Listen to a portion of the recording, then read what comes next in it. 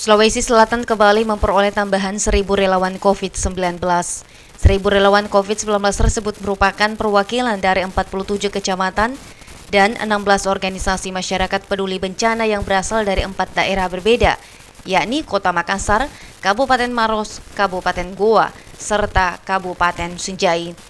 Dengan adanya penambahan 1.000 relawan COVID-19, maka relawan COVID-19 di Sulsel saat ini berjumlah 9.000 orang. Dengan rincian, 7.000 relawan berasal dari alumni Duta COVID-19 dan 1.000 lainnya berasal dari mubalik yang sebelumnya telah mendapat pelatihan dari tim gugus tugas penanganan COVID-19 Sulawesi Selatan. Menurut Kepala Bidang Koordinasi Relawan Satuan Tugas COVID-19 Andre Rahadian, sebelum bertugas di lingkungan masing-masing, 1.000 relawan COVID-19 ini mendapat pelatihan dan menerima materi berupa adaptasi kebiasaan baru, semangat kerelawanan dan instrumen relawan, komunikasi efektif di masa pandemi, serta materi tentang isu lokal terkait program Trisula dan Duta Wisata COVID-19 di Hotel Swiss Bell, Jalan Ujung Pandang, Jumat 20 November.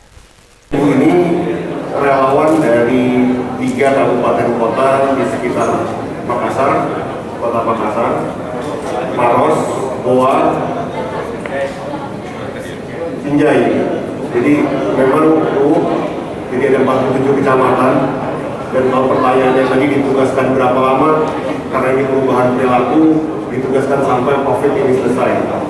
Karena diharapkan para relawan ini bisa pertama sadar atas dirinya sendiri, keluarganya, dan lingkungan. Jadi ini adalah perwakilan dari kecamatan-kecamatan, perwakilan organisasi kepemudaan, organisasi bencana.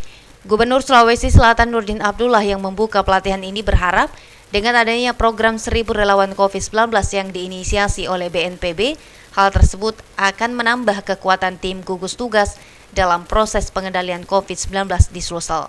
Teman-teman media, kita baru saja melakukan pembukaan pelatihan 1.000 relawan. Ini tentu menjadi sebuah kekuatan baru dan akan menambah spirit teman-teman di Satgas COVID-19 Sulawesi Selatan. Karena memang ini adalah program yang sangat kita butuhkan dalam rangka melakukan edukasi, melakukan penyuluhan, dan tentu kita berharap para relawan ini menjadi agen perubahan perilaku dalam masyarakat.